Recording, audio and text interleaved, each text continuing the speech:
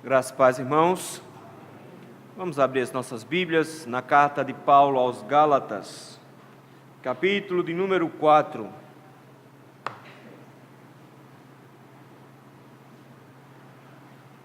Carta de Paulo aos Gálatas, capítulo 4, nós faremos a leitura que se inicia no versículo de número 12. Gálatas 4, versículos de 12 a 20, nos diz assim: Sede qual eu sou, pois também eu sou como vós. Irmãos, assim vos suplico, em nada me ofendestes. E vós sabeis que vos preguei o Evangelho a primeira vez por causa de uma enfermidade física. E posto que a minha enfermidade na carne vos foi uma tentação, contudo não me revelastes desprezo nem desgosto, antes me recebestes como anjo de Deus, como o próprio Cristo Jesus. Que efeito, pois, da vossa exultação? Pois vos dou testemunho de que, se possível fora, terias arrancado os próprios olhos para nos dar. Tornei-me, porventura, vosso inimigo por vos dizer a verdade? Os que vos obsequiam não o fazem sinceramente, mas querem afastar-vos de mim, para que o vosso zelo seja em favor deles. É bom sempre ser zeloso pelo bem, e não apenas quando estou presente convosco, meus filhos, por quem de novo sofro as dores de parto, até ser Cristo formado em vós. Pudera eu estar presente agora convosco e falar-vos em outro tom de voz, porque me vejo perplexo a vosso respeito. Senhor, muito obrigado, Senhor, pelo privilégio que temos de estudar a Tua Palavra. Senhor, quão grande foi a Sua sabedoria ao nos deixar registrada a Sua vontade. Assim, Senhor, nós não precisamos sair seguindo os nossos próprios pensamentos, as nossas próprias imaginações, o nosso próprio coração. Não precisamos sair seguindo homens inescrupulosos, mas nós precisamos da Tua Palavra, Senhor, para seguirmos ao Senhor.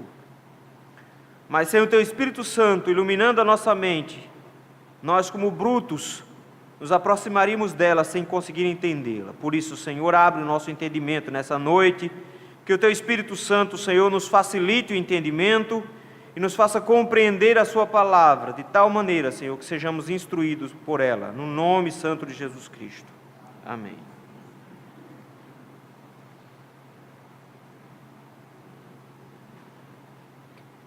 Irmãos, muitas são as dificuldades enfrentadas hoje no relacionamento pastor e igreja. Não precisamos de muitos pastores reunidos, uma meia dúzia de pastores reunidos, conversando em menos de meia hora. Vão estar todos reclamando de algum fator na igreja, de algum problema que houve na igreja, ou de tratamento que se dá ou a ele, ou aos seus filhos, ou à sua esposa. Em muito pouco tempo, os pastores vão estar reclamando de todas as igrejas por onde passaram, de como foram pisoteados, maltratados, de como os traíram e assim por diante. Mas não precisamos de muito tempo também conversando com conselhos de igreja, para descobrir como as igrejas sofrem na mão de pastores, e de como pastores usam igrejas como trampolim, como uma forma de subir socialmente, como uma maneira de ganhar dinheiro, exploram as igrejas, exploram os conselhos, de forma que esses pastores são, na verdade, muito mais mercenários do que pastores do rebanho de Cristo. De forma que, em muitos casos, meus irmãos, nós temos visto igrejas e pastores em pleno conflito, uma guerra, na verdade, uma quebra de braço, onde quem for mais fraco sai perdendo. Quando um pastor é forte, tem personalidade forte, massacra a igreja. Quando ele é um pouco mais tímido e a igreja é muito mais forte, massacra o pastor. A pergunta que nós fazemos é essa relação pastor e igreja que o Senhor Jesus planejou quando deixou liderança? É essa relação ideal? É essa relação que pelo menos vamos viver para sempre? Será que todas as igrejas do mundo vão sempre ter esse tipo de dificuldade? A pergunta é: como deve ser a relação pastor e igreja, conforme as Escrituras Sagradas. O apóstolo Paulo, meus irmãos, tem um intelecto fantástico, uma mente privilegiada, e ele consegue detectar problemas onde a maioria não conseguiria identificar. Ouvindo os relatos do que estava acontecendo na Galácia, ele identifica o problema do legalismo e mostra que não é simplesmente uma prática ou outra que a igreja pode fazer de forma muito inocente. Não foi necessariamente o zelo dos irmãos da Galácia em servir melhor ao Senhor, em agradar mais ao Senhor, que os levou a começarem a retomar a prática da circuncisão e querer as obras da lei de volta com eles. Paulo identificou nesses problemas, nessas questões, problemas. Ele identificou que quando nós buscamos práticas para justificar a nós mesmos e encontrar nessas práticas a certeza da nossa salvação, nós na verdade estamos abandonando o sacrifício de Cristo, estamos buscando uma autojustificação e assim negamos a fé. Paulo começa a nos mostrar que o Evangelho de Cristo é o Evangelho da salvação pela graça mediante a fé, e que qualquer coisa que eu tente fazer para substituir isso é um falso Evangelho, não é um Evangelho disfarçado, é o Evangelho de Satanás. Paulo diz: é maldito quem prega algo diferente disso. E ele veio discorrendo por 3 capítulos em relação a isso, e mostrando toda a sua indignação com essa igreja, mostrando como ele está surpreso com uma igreja tão rapidamente, em poucos anos, abandonou o verdadeiro evangelho e abraçou um evangelho falso. Como esses irmãos puderam se deixar ser iludidos, quando o próprio apóstolo Paulo tinha anunciado o evangelho para eles, e eles tinham homens de Deus continuando a pregação desse evangelho.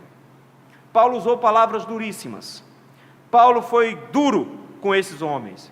Mas de repente, meus irmãos, quando nós chegamos aqui, no finalzinho do capítulo 4, o apóstolo Paulo diminui um pouco o tom. Isso é muito típico dele. E quando nós pensamos num Paulo extremamente frio e calculista, um homem técnico, um teólogo de primeira linha, ele se mostra um pai, ele se mostra um pastor dessa igreja. E como é muito comum após exortações duras, o apóstolo Paulo vem agora com uma palavra de afeto, uma palavra de carinho. E os versículos de 12 a 20 é uma demonstração de um homem que tem um completo amor por esses irmãos. Logo no versículo 12, ele os chama de irmãos, como que dizendo: eu disse que vocês estão se desviando da fé, mas eu ainda os considero minha família em Cristo. Não só isso, não só irmãos, ele diz que é como um pai para eles, ou melhor, como uma mãe que sofre de novo dores de parto. Ele diz: eu sou família de vocês. Ele os chama de filhos, diz: vocês são os meus filhos, num termo que só João gostava de usar, no diminutivo, bem verdade. Ele de repente chega agora e diz: eu preciso tratar com vocês como um pastor, eu preciso tratar com vocês como alguém que ama vocês, e que tem de alguma maneira tentado abrir os olhos de vocês com relação aos pecados que vocês estão praticando. E nessa tentativa que o apóstolo Paulo tem para com os irmãos da Galácia, em pastoralmente cuidar do problema que eles estão enfrentando, de uma infiltração de heresia dentro da igreja, o apóstolo Paulo nos mostra como deve ser a relação entre o pastor e uma igreja. E é sobre isso que eu gostaria de convidar os irmãos para meditar hoje à noite. O relacionamento do pastor e da igreja. Como deve ser esse relacionamento? O apóstolo Paulo nos dá 2 aspectos aqui, de 2 lados distintos. Em primeiro lugar, a igreja deve ter cuidado na forma como trata o seu pastor, versículos de 12 em diante. Note, meus irmãos, que a primeira coisa que o apóstolo Paulo fala é: sede qual eu sou. A palavra lá é uma só, a palavra curta. A pergunta é: o que é que Paulo quer dizer com isso? Ele diz: sede qual eu sou, pois também eu sou como vós. O que é que Paulo quer dizer? O que Paulo está dizendo é o seguinte, meus irmãos, que de alguma maneira eles estavam abandonando o estado de liberdade espiritual, eles estavam abandonando a Cristo, as convicções acerca do que era verdade e do que era mentira, e ao abandonar a fé que uma vez foi entregue a eles, eles estavam se distanciando do Evangelho. O apóstolo Paulo chega agora e diz que o desejo dele para com esses irmãos é que eles fossem igual a ele, que essa igreja fosse igual a Paulo. E como essa igreja deveria ser igual a Paulo? Com a convicção do que crê, com a certeza da liberdade em Cristo e que não abriria mão dessa liberdade em troca de determinadas regrinhas que os homens pudessem impor a ele. O apóstolo Paulo diz: o que eu quero é que vocês tivessem as mesmas convicções que eu tive. E Paulo de repente nos mostra que essas convicções que ele possui não são da boca para fora. Paulo mostra que essas certezas que ele possui são na verdade na prática. Vejam, ele diz: eu queria, eu quero, eu desejo que vocês sejam qual eu sou, não amarrados, não presos a essas práticas judaicas, não presos aos ritos judaicos, mas amantes da verdadeira liberdade em Cristo. Por que ele diz isso? Pois também sou como vós. Paulo está dizendo, meus irmãos, que quando esteve entre os irmãos da Galácia, não se portou como um judeu, não se portou como um fariseu, que ele realmente o era. Ele não trouxe para os irmãos da Galácia todas as regrinhas que ele cumpria. É tanto que ele próprio vai dizer que diante de Pedro, repreendeu a Pedro, porque Pedro se juntou a ele e se comportava como um gentio na presença dos irmãos dessa igreja, mas no momento que chegaram esses homens que estavam trazendo uma falsa doutrina para essa igreja, Pedro mudou o comportamento e começou a se comportar como um judeu, se preocupando com regrinhas. Paulo diz: eu não. Eu repreendi publicamente, vocês viram-me repreendendo a Pedro, mostrando de que o Senhor não exigiu de vocês o se tornar judeu para depois se tornar cristão. Paulo diz: o que é que eu queria de vocês? Eu queria que vocês fossem como eu sou. Eu, como judeu, abri mão de todas essas regrinhas e me tornei um gentio como vocês. Vocês são gentios de nascimento, querem retornar a ser judeu para depois virar gentio de novo? Quem dera vocês fossem como eu, porque eu, na verdade, fui como vocês. Não tive os escrúpulos que um judeu teria, não tive os cuidados com as regrinhas que os judeus teriam. Eu me comportei como vocês se comportavam. Por isso mesmo ele diz: eu quero que vocês entendam que o que eu estou fazendo é suplicando, implorando, que vocês entendam a grande bobagem que vocês estão fazendo. Nota, ele diz: irmãos, assim vos suplico. Eu rogo a vocês que vocês sejam como eu. Rogo que vocês creiam como eu creio e se comportem como eu me portei entre vocês. E de repente ele parece que muda de assunto, porque no versículo 12 ele diz: em nada me ofendestes. A pergunta é: o que Paulo está querendo dizer com esse em nada me ofendestes? Paulo, na verdade, está relembrando o passado dele com os irmãos da Galácia. Ele está relembrando o momento que estava pegando o evangelho para esses irmãos, abrindo o trabalho, iniciando o trabalho. E ao se lembrar disso tudo, Paulo diz: eu quero que vocês se lembrem como eu me comportei entre vocês. Eu me comportei como gentio, não como judeu. Eu me comportei da forma como vocês se comportam. Mas de repente ele chega agora e diz: eu quero que vocês se lembrem que vocês não me ofenderam. Vocês não precisaram mudar o comportamento em relação a mim, e eu não fiquei ofendido com o comportamento de vocês. Pelo contrário, a forma com a qual vocês me trataram é a forma correta de uma igreja tratar um pastor. Por que Paulo não se sente ofendido quando essa igreja o trata como um gentio? Paulo diz: é porque vocês me trataram como um pastor que veio pregar o evangelho a vocês.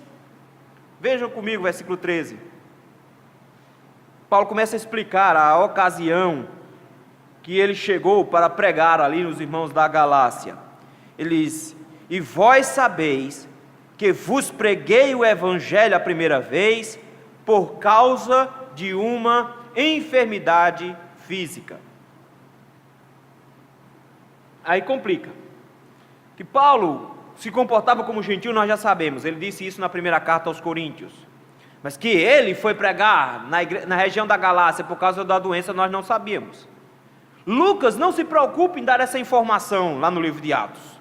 Lucas simplesmente diz que ele foi para a Galácia para pregar. E aí a gente fica com a pergunta: que doença Paulo tinha que levou Paulo para a Galácia? E aí uma série de discussões podem ser levantadas. Por exemplo, há quem diga que o apóstolo Paulo, quando passava pelas regiões pantanosas da Panfilha, pegou malária lá, porque tem muito mosquito na região. Pode ser que ele tenha pego malária, e aí ele precisou sair da região por causa das dores de cabeça e assim por diante, e ir para uma região mais montanhosa, que era a região da Galácia, que era pertinho de lá. E aí então ele saiu para a Galácia porque estava doente com malária. Há quem diga que seja isso. Outros dizem que foi uma série de outras doenças. Por exemplo, há quem sugira até epilepsia, que o apóstolo Paulo estava tendo crises de epilepsia, e que por isso mesmo precisou ir para a Galácia. Mas, no entanto, meus irmãos, pela forma como o texto se expressa, eu entendo que tem uma outra dificuldade aqui, porque se vocês prestarem atenção, ele usa a expressão enfermidade física, e no versículo 14 ele diz, na minha enfermidade na carne. Ele já usou expressões parecidas, ele diz que tinha um espinho na carne, e que esse espinho na carne o incomodava, mas que o Senhor colocou esse espinho na carne para ele se humilhar. Porque quando ele se considerava importante por causa do grande número de informações que ele recebeu, o Senhor o humilhava para que ele não se exaltasse com essa doença. Por várias vezes nos é dito que Paulo tinha uma doença, algum problema, que não só era um problema para ele, mas que principalmente causava problema para os outros. Notem, meus queridos, que Paulo vai dizer que nessa enfermidade, versículo número 14, ela foi uma tentação para esses irmãos. Notem, a enfermidade não era uma tentação para Paulo. Paulo não estava se sentindo tentado por causa dela. Até porque se foi realmente essa doença que Paulo tinha, que ele ficou como sequela que o Senhor colocou nele, ele diz, isso não é mais tentação para mim, porque eu já orei por 3 vezes ao Senhor e o Senhor me respondeu, a minha graça te basta.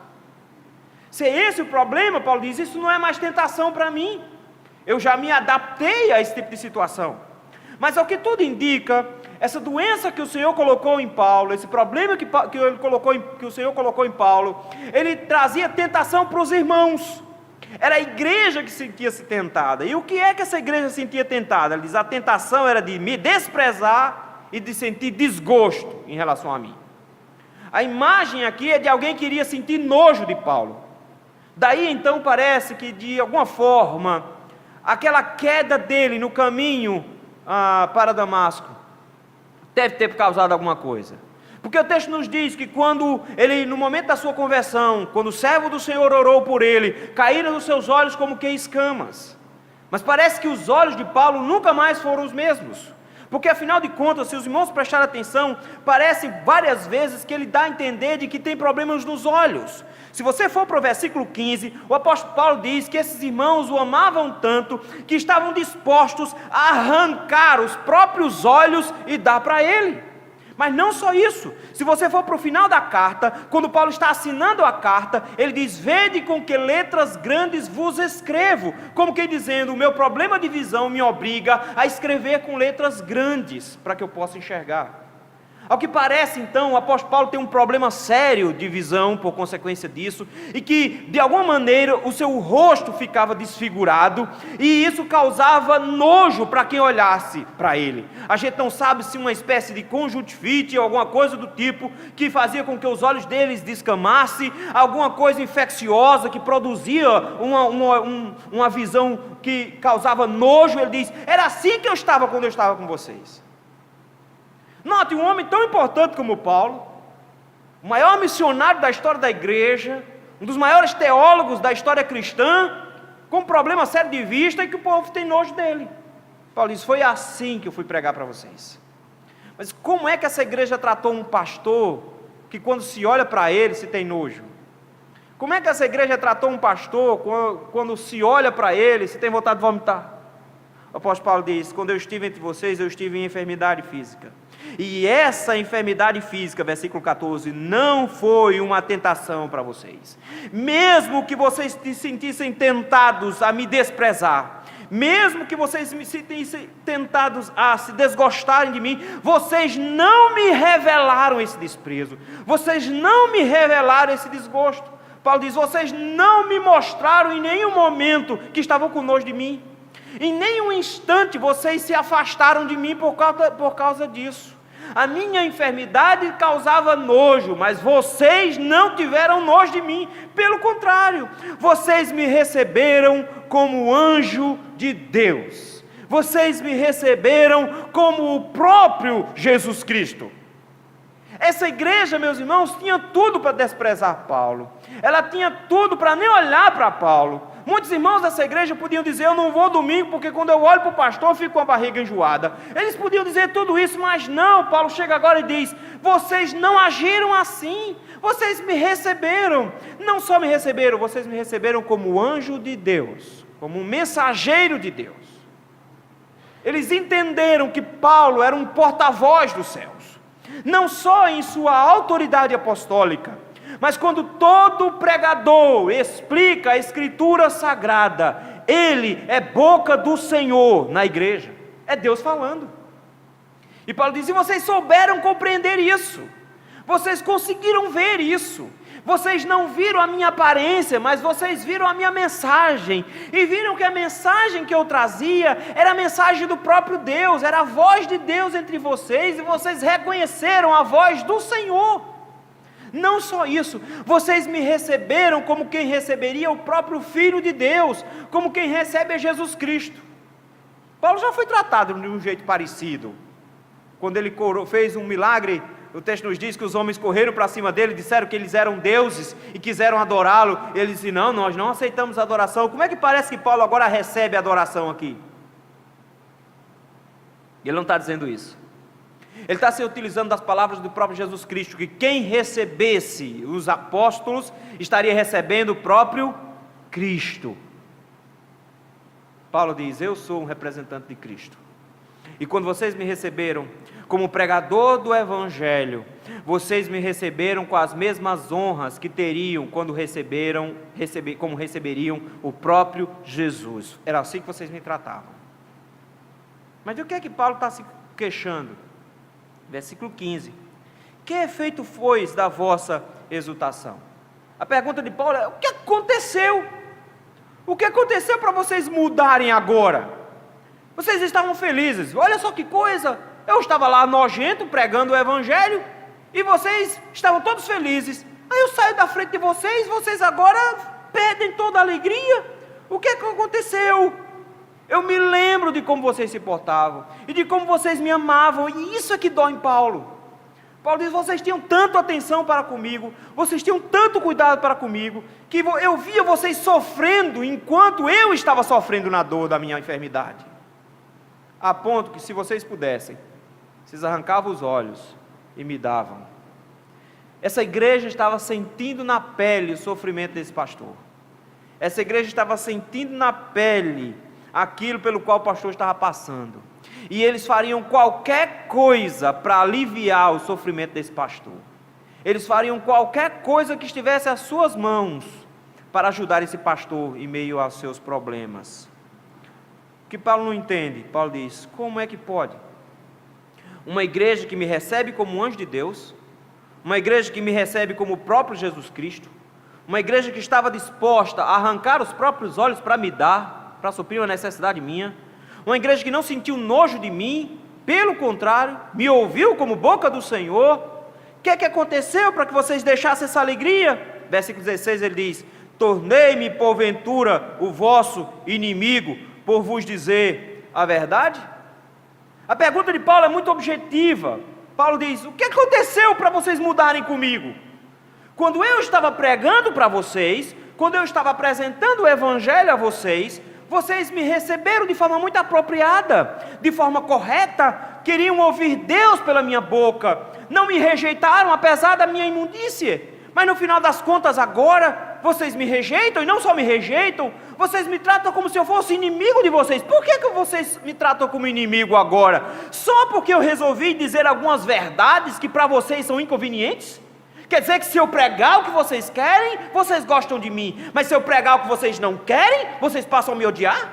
Quer dizer que se eu pregar uma coisa boa, vocês me amam, mas se eu pregar uma coisa que vocês não concordam, vocês me odeiam? É isso que funciona? Essa igreja passa a odiar o apóstolo Paulo, pela verdade que o apóstolo Paulo precisa pregar.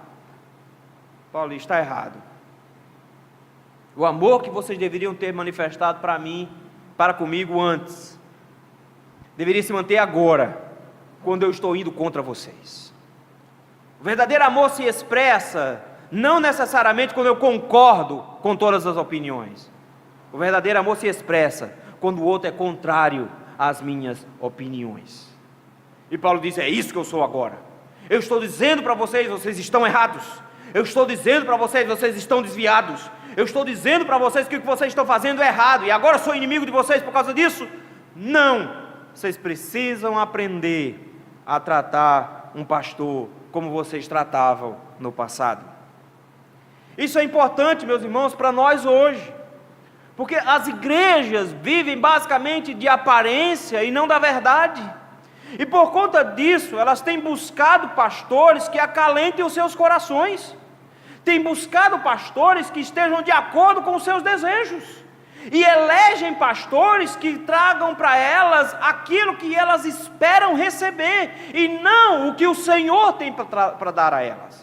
O apóstolo Paulo nos adverte para o perigo de nós começarmos a buscar pastores pela aparência, de buscar pastores pela boniteza, pela beleza, pelas habilidades, pela forma como ele se porta, e não pela fidelidade das Escrituras, e que se tornam inimigos desses pastores quando eles começam a pregar nessas igrejas e começam a tocar na ferida das pessoas.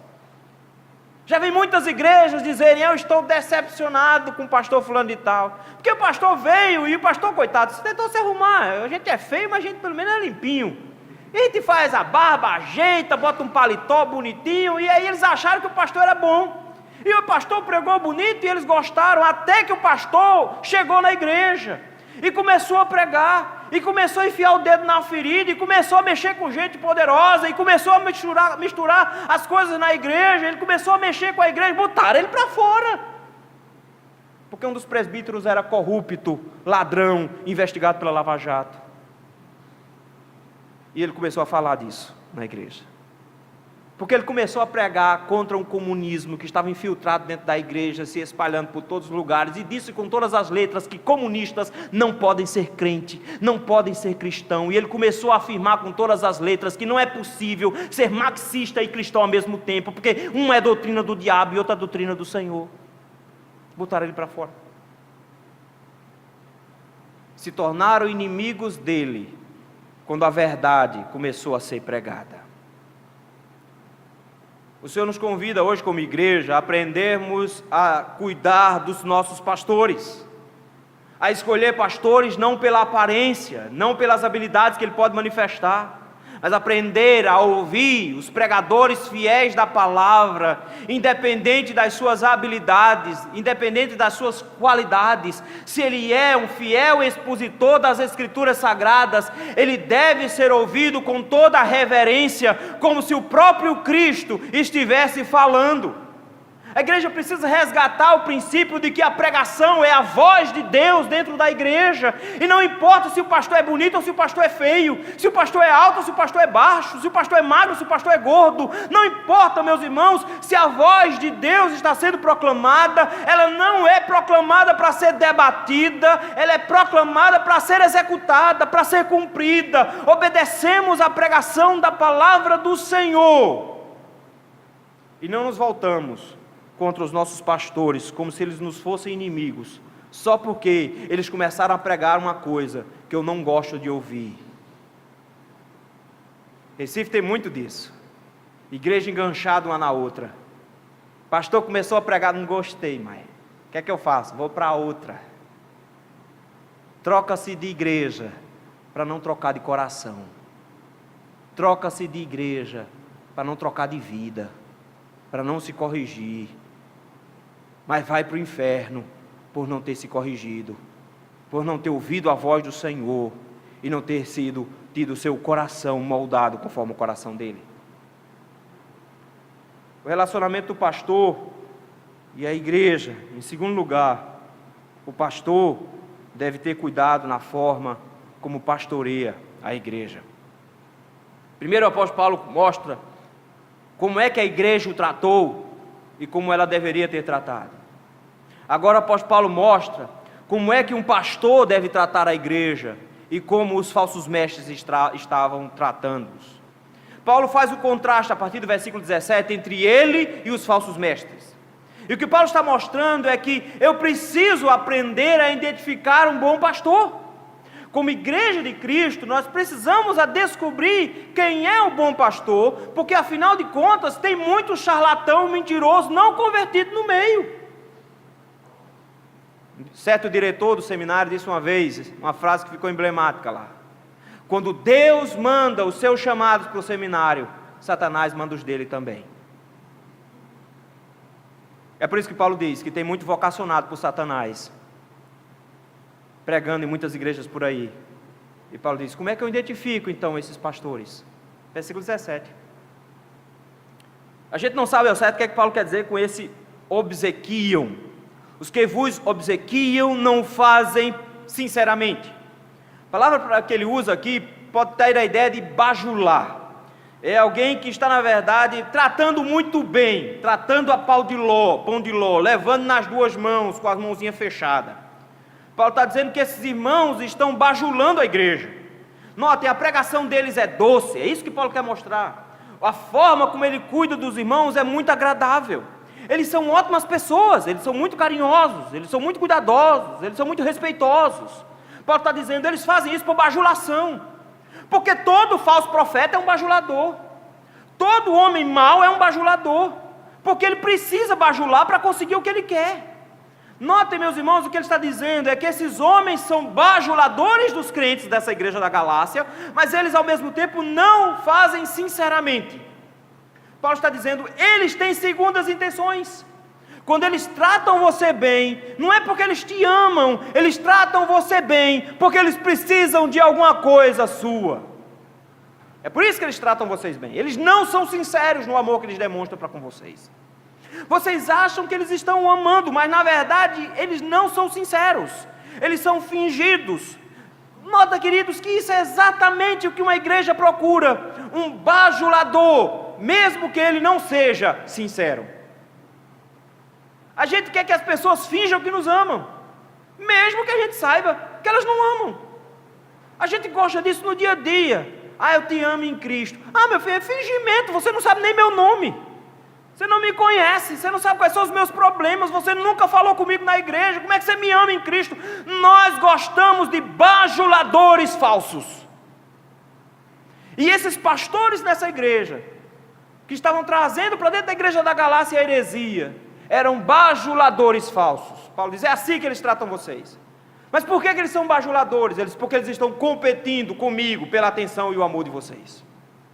Eles precisam competir e tirar o amor e a atenção que vocês têm para comigo, para que lance todo sobre eles. E vocês precisam amá-los para que eles possam manipulá-los.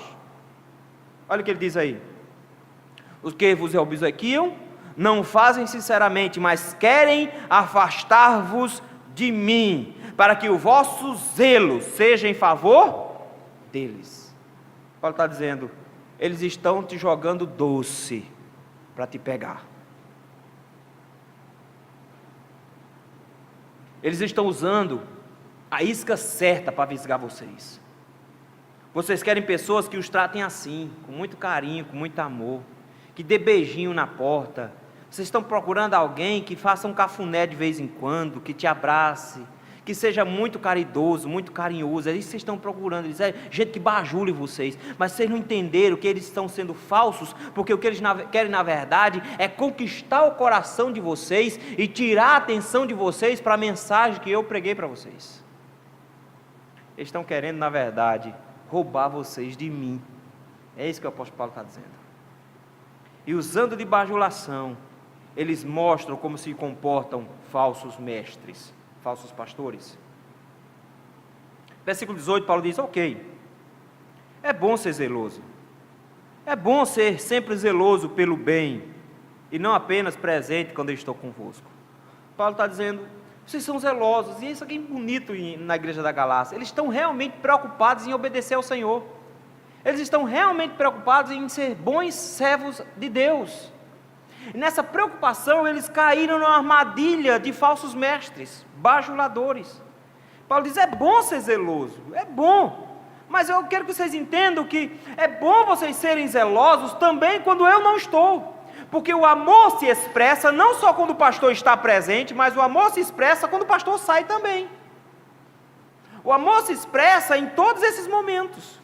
E o que é que aconteceu com vocês? É que vocês estão me abandonando, me trocando por falsos. Isso aqui não é ciúme de Paulo.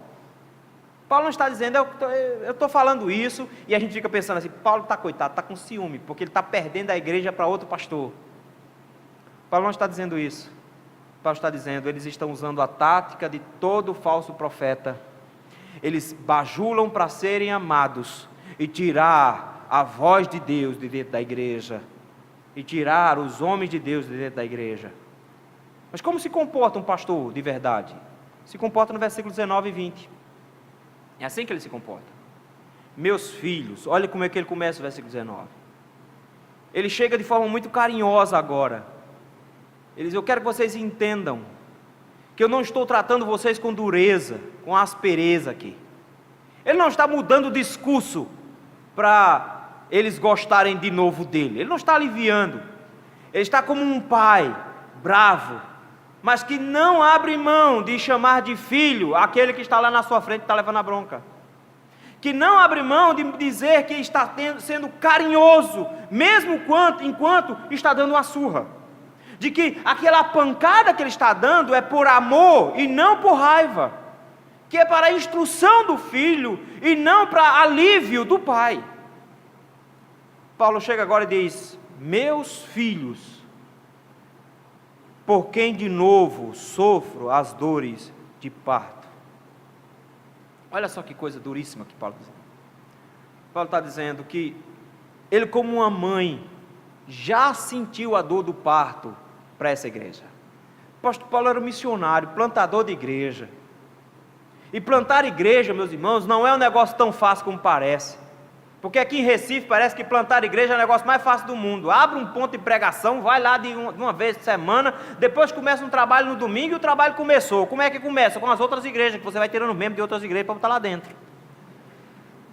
É assim que funciona. É assim que se abre trabalho em Recife. Mas quando você vai para um lugar onde não tem um único crente, quando você vai para uma cidade onde não existe um único convertido, aí você descobre o que é parir uma igreja.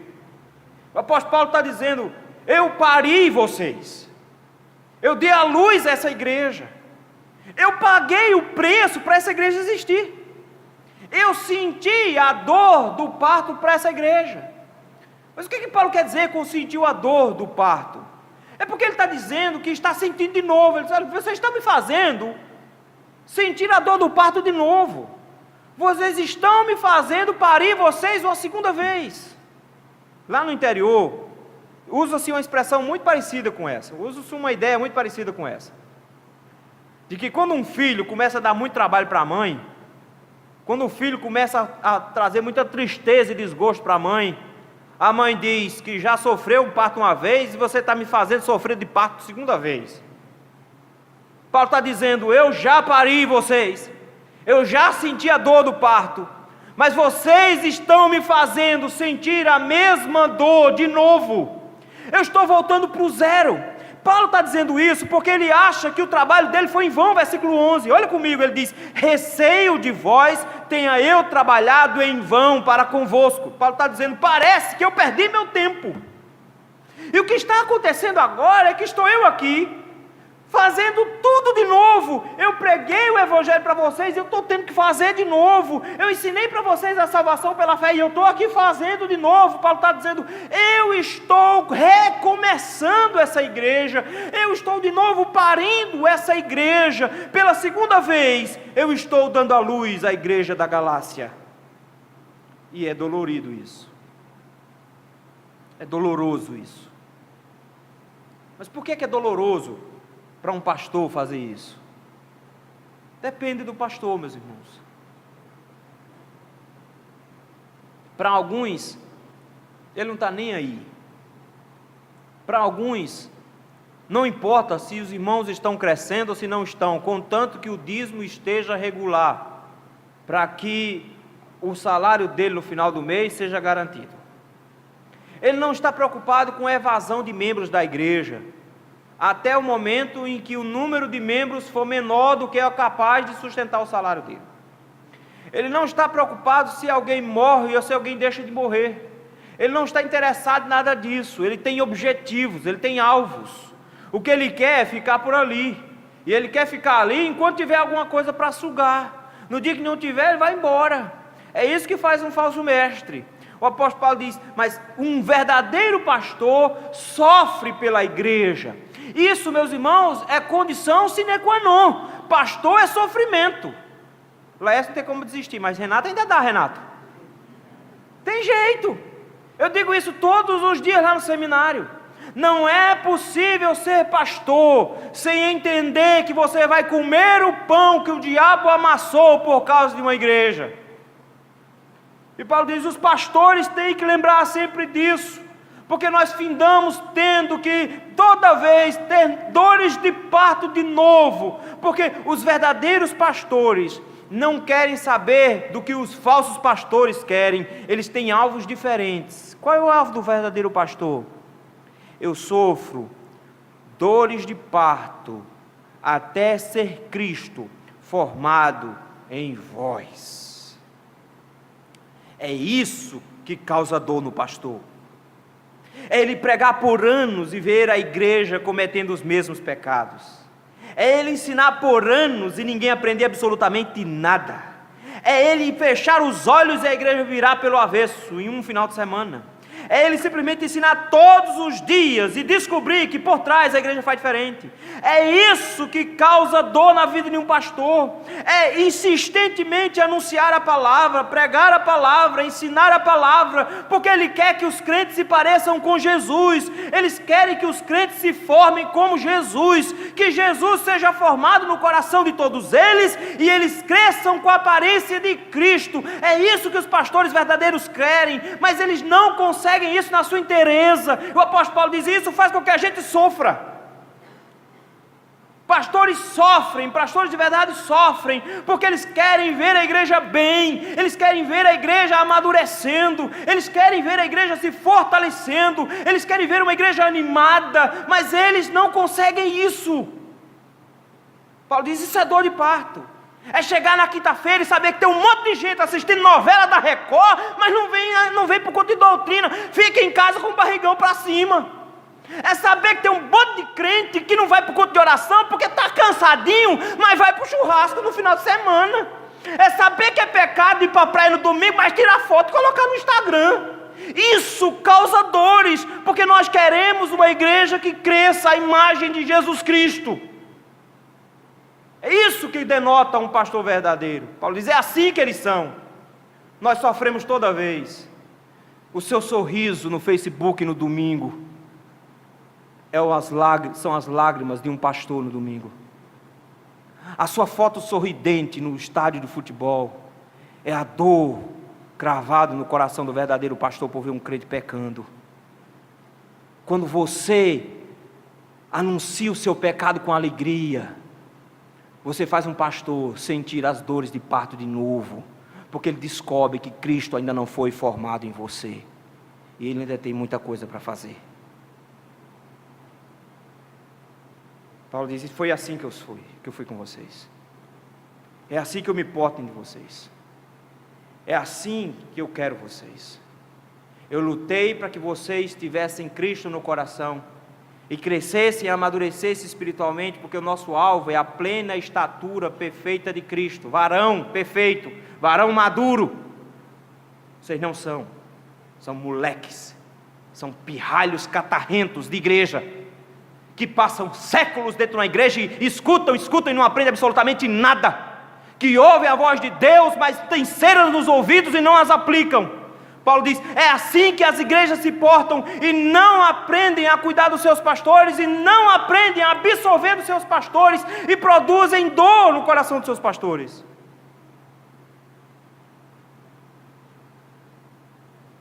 Versículo 20, Paulo diz: pudera eu estar agora presente convosco.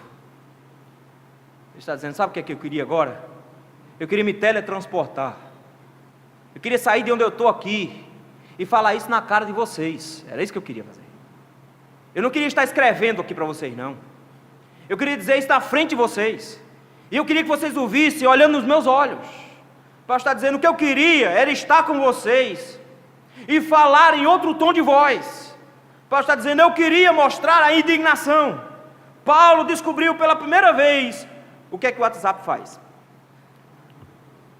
Que é que você escreve e a pessoa não sabe, você não sabe se a pessoa está brava ou se a pessoa está feliz. Não é? Paulo está dizendo, eu estou escrevendo, mas vocês deveriam me ver falando isso. Vocês deveriam saber o tom de voz. Se fosse hoje, Paulo teria mandado um áudio para a Galácia. Eu queria que vocês me ouvissem. Sabe por quê? Que Paulo queria que eles ouvissem? Olha o final da frase. Porque me vejo perplexo a vosso respeito. Eu já ouvi isso da minha mãe. Fiz uma bobagem imensa. Cheguei na cozinha lá de casa. Nunca senti uma dor daquele tamanho. Ela olhou para mim e disse: você hoje me deu o maior desgosto da minha vida. E eu me lembro até da cor dos caibros daquela cozinha, por causa dessa frase. Eu me lembro a posição das panelas, como estava o fogão de lenha, a posição que ela estava escorada na porta da cozinha. Eu me lembro até das frestas da porta que tinha na parte de baixo. Você me deu o maior desgosto da minha vida. O apóstolo Paulo está dizendo, eu queria que vocês me ouvissem, porque você não tem noção do desgosto que eu estou sentindo agora. Porque vocês simplesmente não entenderam o que é um verdadeiro pastor e o que é um pastor falso. O verdadeiro pastor dá a vida pelas ovelhas. Vocês acham que os pastores queriam submeter as suas esposas ao tamanho de pressão que elas sofrem? Vocês acham que todo mundo sonha assim, não, eu quero que minha mulher sofra pressão 24 horas por dia, que ela não consiga nem respirar sem que alguém esteja vigiando ela? Vocês acham que os pastores sonham ter filhos que estão pressionados 24 horas por dia, de ter crianças modelo e padrão para todo mundo? Vocês acham que os pastores gostam de não ter privacidade alguma, de pensar 10 vezes antes de falar qualquer coisa para não ser mal interpretado? Vocês acham que eles gostam de uma vida dessa? Não, meu irmão, não é uma vida fácil não. Não é uma vida tranquila, mas nós somos vocacionados pelo Senhor, nós somos obrigados por Deus para fazer a sua obra, e nós sacrificamos o nosso momento de lazer, o momento que eu deveria estar assistindo TV na Netflix, eu estou preparando estudo para dar na quinta-feira para 5 pessoas, é isso que eu estou fazendo. Eu não estou me divertindo, eu não estou descansando, eu trabalho o dia todinho, e à noite eu estou preparando material para ninguém assistir. É isso que nós fazemos, meus irmãos. É isso que nós fazemos, é uma vida sofrida, nós abrimos mão de tudo, nós não vamos para a praia, nós não vamos para o cinema, e quando chega no shopping, pronto, tá, pastor só vive no shopping. Queridos, como é terrível quando a igreja do Senhor não entende que ela precisa de homens que não as bajulem, homens que não finjam que as amam, mas homens que realmente estejam preocupados, interessados no suprimento desses corações que precisam parecer mais com Cristo. Os pastores verdadeiros devem cuidar da igreja do Senhor, interessados sinceramente que essa igreja se pareça com Jesus Cristo. É isso que torna um pastor de verdade. É isso que se esperam dos pastores. Irmãos, que lições nós podemos tirar desse texto? Algumas já nos foram apontadas, mas eu gostaria de destacar alguns aspectos aqui. Primeiro, não escolham pastor pela aparência. A beleza física não diz absolutamente nada. Satanás se transforma em anjo de luz. Não vá, meu querido, pela maquiagem da TV. Não vá pela sobrancelha bem feita do pastor da TV. Não se encante com o terno de linho que ele possui, com o terno italiano, com a gravata importada dele, com o sapato lustroso dele. Não se encante com as habilidades de oratória dele. Não se encante com as técnicas de oratória que ele possui. Não se encante com as técnicas de lógica que ele possui. com a forma fácil com que ele fala, pelo bom trâmite que ele possui dentro da sociedade, pelos carros e casas que ele deva possuir. Não se engane, meu irmão, não escolham pastores conforme a aparência, porque os homens veem o exterior, mas Deus vê o coração. Israel escolheu um rei alto, bonito, que se escondeu de um gigante. O Senhor escolheu um rei baixinho de cabelo vermelho, que enfrentou o gigante sozinho. Não escolham pastores conforme a aparência, mas quando tiverem um pastor, tratem-no como ele deve ser tratado, como boca de Deus dentro da igreja. Se ele é fiel às Escrituras, se ele expõe a Escritura, não são opiniões de homens. Então não venha com essa que não concorda com o pastor. Você não concorda com Deus. Se a Bíblia foi exposta, se a Bíblia foi apresentada, o seu papel não é discutir a Escritura, o seu papel é subjugar-se à Escritura, submeter-se à Escritura. Ouça a pregação como Deus falando. Aprendam a cuidar dos seus pastores. Aprendam a amar os seus pastores, a entender que eles têm falhas, que eles têm defeitos, que eles têm pecados graves, que eles têm dificuldades em várias áreas. Aprendam a amá-los e a cuidar deles. Aprendam a ouvir a voz de Deus por meio deles. Aprendam também, meus irmãos, a identificar um falso pastor. Você é muito meloso, tem muito cheiro, muito beijo, muito abraço, é só elogio, elogio, elogio, com palavras doces. Ele está querendo teu dinheiro, ele não quer você não. Ele não está nem se lixando se você vai para o inferno, contanto que você mantenha as parcelas do carro dele em dia. Ele não está nem se lixando se sua vida vai ser uma desgraça, contanto que ele consiga continuar enriquecendo. O apóstolo Paulo nos diz que os falsos profetas são bajuladores, por isso não se entreguem a mensagens doces, aprendam a ouvir a mensagem do Senhor, não se tornem inimigos dos seus pastores, quando eles começarem a pregar coisas que vocês não gostam. Aprendam a ouvir o Senhor, quando o Senhor falar, e amar os seus pastores, pela fidelidade com a qual eles tratam vocês. Busquem pastores que estejam preocupados mais do que com o número de crentes dentro da igreja, mais do que com o número da arrecadação da igreja, que esteja preocupado em a quantidade de crentes dessa igreja que vai para o céu.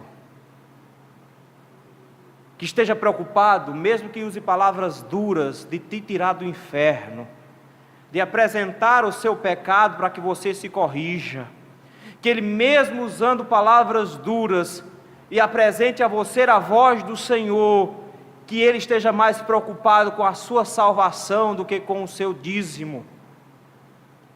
Busquem pastores para si, e valorizem os pastores, que querem que Cristo seja formado em você, e não que você seja bem sucedido para melhorar o dízimo da igreja. Os conflitos entre pastores e igrejas aumentam a cada ano que passa. 5 minutos de conversa com alguns pastores e logo de cara os pastores vão estar reclamando das igrejas. Elas são cruéis, são amantes terríveis que tomam toda a atenção da esposa do pastor, não deixa que ele dê atenção para ela. Não deixa que ele ame os filhos e os discipline de forma adequada. Retiram dele tudo que podem e na hora certa o descartam. Não precisa de muito tempo, em pouca conversa com os conselhos, vamos ver presbíteros sofridos, calejados, de tanto ladrão que já passou pelas igrejas, que estavam muito mais interessados em quanto iam ganhar, e que nunca abriram mão dos seus salários pelo bem da igreja de Cristo. Presbíteros que vão enxergar a pior face dos piores ímpios que podem existir, ímpios de terno e gravata e Bíblia na mão. Mas o Senhor nos ensinou hoje de que essa não precisa ser a relação da igreja com o pastor e do pastor com a igreja. O Senhor nos ensinou hoje que essa igreja vai amar os seus pastores, vai cuidar dos seus pastores e vai ouvir a voz de Deus nos seus pastores, mesmo que eles tenham a cara feia, mesmo que eles não tenham a habilidade que eles gostariam, vão esperar que Deus fale todos os domingos e vão se submeter à voz do Senhor. Que essa igreja vai aprender a reconhecer um pastor verdadeiro e valorizar quando encontrar alguém que ama suas almas. Que Deus os abençoe, meus irmãos. Amém.